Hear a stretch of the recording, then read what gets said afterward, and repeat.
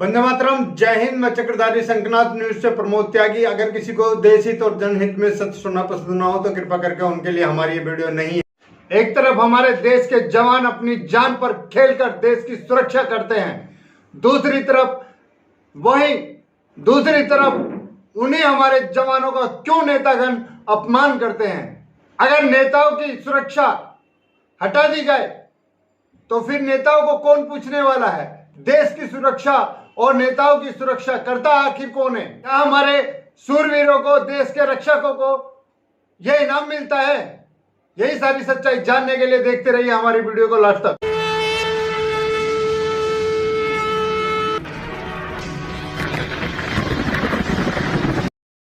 हमारे देश के जवान कैसे अपने परिवार की चिंता किए बगैर, अपनी जान की चिंता किए बगैर अपने देश की सेवा करते हैं, लेकिन कुछ देश के गद्दार लोग ऐसे हैं कि उन पर इल्जाम लगाने में जरा सी भी देरी नहीं करते। हमारे देश के जवान अपने तिरंगे के लिए और अपने देश की शान के लिए अपनी जान देना अपना गर्व समझते हैं, लेकिन हमारे देश के गद्दार शत्रुओं से मिलकर हमारे देश के जवानों पर प्रहार कराने में गौरव महसूस करते हैं।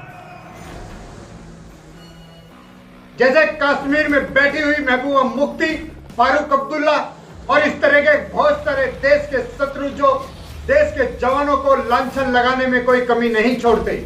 आतंकवादी इनकी नजर में प्यारे हो जाते हैं, नादान बच्चे बन जाते हैं, लेकिन हमारे देश के जवानों की इनको कोई कदर नहीं है। हमारे देश के जवान कैसे दुश्मन के घर में घुसकर अपने दुश्मन को गिरवान पकड़कर अपने देश में लेकर आते हैं, अपनी वीरता को दर्शाने और अपने तिरंगे को उज्जवल बनाने के लिए, विश्व में अपना नाम कमाने के लिए अपनी जान पर खेल जाते हैं। लेकिन कुछ सिलेक्टिव नेता उनके ऊपर इल्जाम लगाने में भी कसर नहीं छोड़ते। तो तब हो जाती है जब हमारे महानायक सूरवीर जवानों को ये बलात्कार और दंगा फसाद और आतंकवादी जैसी पदवी दे देते हैं। हमारे देश के जवानों का शौर्य विश्व में विख्यात है।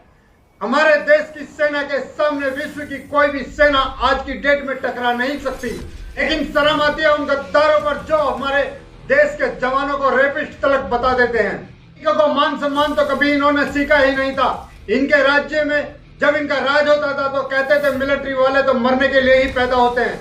शर्म आती है ऐसे गद्दारों पर, क्या उन्हीं से रक्षा करवाते हैं और उन्हीं को बदनाम करते हैं। अगर एक दिन भी उनकी सुरक्षा हटा दी जाए तो एक आम आदमी भी थप्पड़ मार कर चला जाएगा। जो पाकिस्तान और ISI हमारे ऊपर तांडव किया करते थे, आज वो भीगी बिल्ली पूंछ दबाकर अपने बिलों में छुपे बैठे हैं। और ऐसे में कांग्रेस के सिलेक्टिव नेता पंजाब की घटना पर कहते हैं कि प्रधानमंत्री की सुरक्षा ज्यादा जरूरी थी या बॉर्डर की सुरक्षा ज्यादा जरूरी है। इंदिरा गांधी के राज के बाद कांग्रेस पार्टी ने कभी बॉर्डर की सुरक्षा के बारे में ध्यान नहीं दिया। सेना मरती है तो मरती रहे, उन्हें कोई मतलब नहीं है, उन्हें सिर्फ अपना मतलब सिद्ध करना है। और 92 के बाद तो हदिया और पाकिस्तान के ISI हमारे ऊपर तांडव करने लगी, लेकिन हमारे भारत के प्रधानमंत्री और भारत के रक्षा मंत्री अपनी दुम दबाकर बैठे रहे। अपनी सेना का भी हौसला तोड़ते रहे। उन्होंने गोली चलाने की परमिशन मांगी तो उन्हें परमिशन देने में भी, जब तक गोली चलाने के लिए भी आदेश देने में इतनी देर कर दी, जब तक हमारे देश के 4-5 सैनिक मर नहीं गए, जब तक गोली चलाने का आदेश नहीं दिया। मतलब सिलेक्टिव 1992 से 2013 तक कितने दंगे हुए, कितने कर्फ्यू लगे, कितने बम ब्लास्ट हुए। शर्म की बात तो यह है कि हमारे सैनिकों के पास में जूते तलक नहीं होते थे ताकि वो अच्छी तरह से दौड़ सके, अपने दुश्मन पर हमला करने के लिए उसे पकड़ने के लिए कर सके। आज प्रधानमंत्री नरेंद्र मोदी ने देश की ताकत और सेना की ताकत बढ़ाई है तो इनको मिर्ची लग रही है। जिस चीज को पहले की सरकार ने हमारा बाप बना के बैठाया हुआ था वो भी आज दुम दबा के बैठा है। यह है सेना की पावर। आज प्रधानमंत्री नरेंद्र मोदी की सरकार सेना का सम्मान कर रही है, 130 करोड़ जनता का सम्मान कर रही है। इससे पूरे विश्व के अंदर भारत का नाम हो रहा है, भारत की छवि बढ़ती जा रही है। हम आपको एक वीडियो दिखाने जा रहे हैं जो हमारे इंटेलिजेंटों की है। उन्होंने किस तरह से अपनी जान जोखिम पर, ऐसे शौर्य की बात नहीं करेंगे ये बुज़दिल लोग। ये तो बस सिर्फ हमारे देश के प्रधानमंत्री और हमारी सेना पर इल्जाम लगाने का काम करेंगे या जनता को गुमराह करके अपनी वोट बटोरने का काम करेंगे। तुम जैसे गद्दार नेताओं का बस चले तो एक दिन में देश को बेच दो। तुम लोगों ने साबित भी किया है 26 जनवरी पर खालिस्तान का झंडा लाल किले पर लगवा दिया, फिर भी आप गद्दारों के ही पक्ष में बोलते रहे। यही थी तुम्हारी सबसे बड़ी देश सेवा। कृषि किसानों को समर्थन देकर तुमने दिल्ली को बर्बाद करके रख दिया। शाहीनबाग कहीं किसान आंदोलन, कहीं कुछ तो कहीं कुछ, यही होता रहा है तुम्हारे राज्यों में। और क्या हुआ है? मरने दो जवानों को, तुम्हें क्या फर्क पड़ता है?